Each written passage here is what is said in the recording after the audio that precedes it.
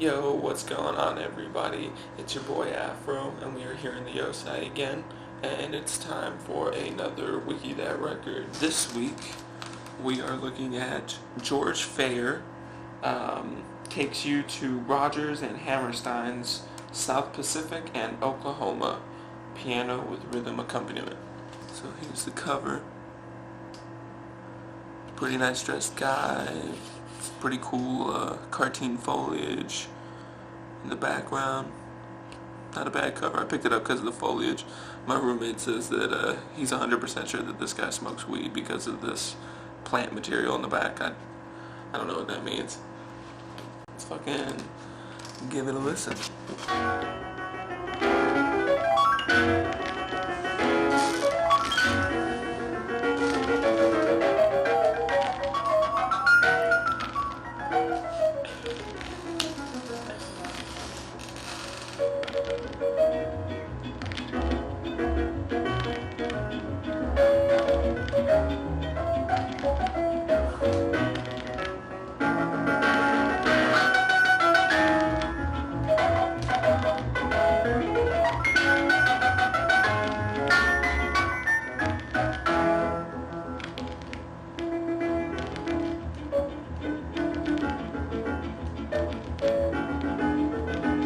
This is really nice.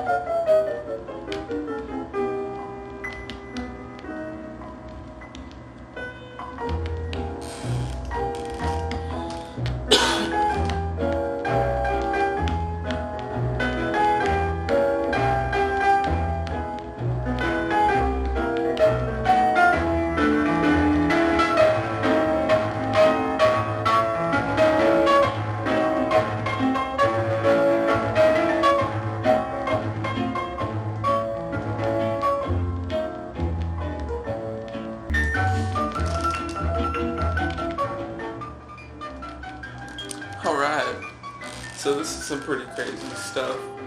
This is actually, I know of the people, Rogers and Hammerstein, they're actually musical writers. South Pacific and Oklahoma are both two musicals that they've written, and so this must be George Fair playing the music from the musicals. So, let's get into the Wikipedia. Let's see here. And as always, I've never read these, so it might have some shit in it that I don't know of. George Fair, born in Hungary on the 27th of October, 1908, died in New York City the 21st of October, 2001. What's up with these musicians dying and being born on almost like the exact same day? George Fair was a classically trained pianist who turned to light music upon graduating and released a series of top-selling echoes of records on Box Records. Fair was born, oh god, I'm gonna fuck this up, Georgi Fajer. I guess that's his original Hungary name, but westernized his name after leaving Europe. Fair means white in Hungarian, and Fejér is thus the equivalent of the antiquated spelling of English white name, white. From 1953 to 1956, Fair released a series of LPs on the VOX record label. The records were all similarly entitled Echoes of whatever it was. The first, Echoes of Paris, was a huge hit, leading to 12 others. Holy shit, this guy made 12 of them. The music consisted of popular songs and melodies played by Fair on the piano and his own inimitable arrangements, with light guitar and rhythm accompaniment. In 1957, Fair released his only 2 records with orchestra, one each of the songs of Cole Porter and Jerome Kern. From 1958 to 1959, Fair recorded 4 LPs for RCA, and in 1960 he recorded his first live LP, An Evening at Cafe Carlisle, for the Cadence label. RCA. Oh yeah. So this is one of the records that he did for RCA between 58 and 59. From the early 1960s onwards, Fair recorded a series of LPs, including a second live LP for Decca, who also reissued 3 of his VOX records. In 1969, Fair recorded an LP for Cap Records. Sometime after 1970, he recorded his 3rd live LP, At the Stanhope, which was available only from the Stanhope itself. Ooh, super exclusive.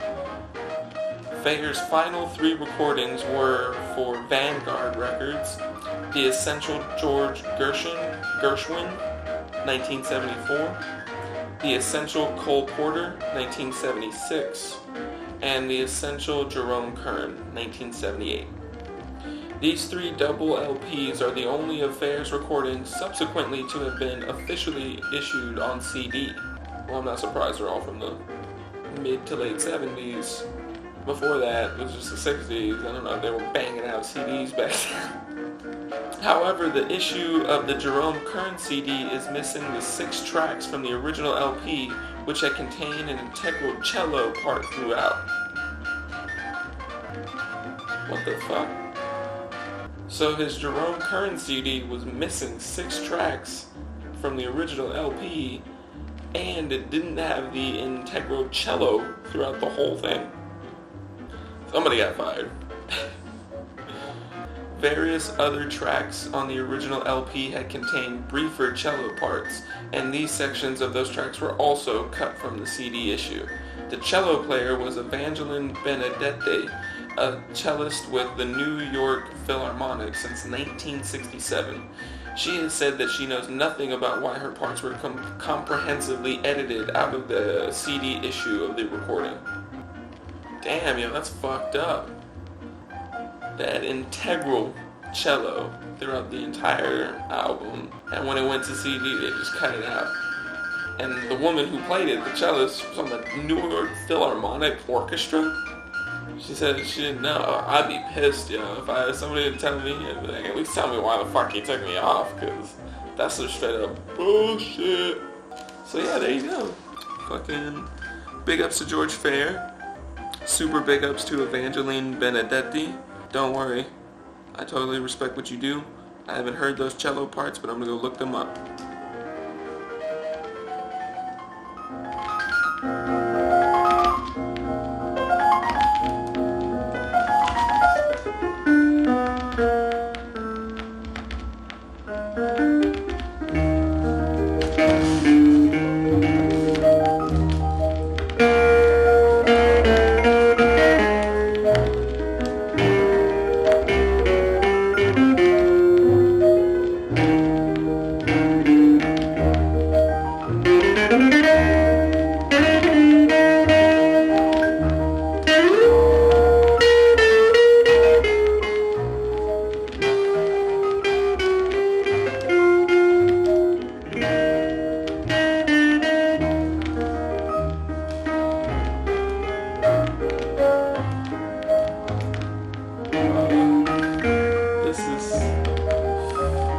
I'm gonna sample some good shit out of this.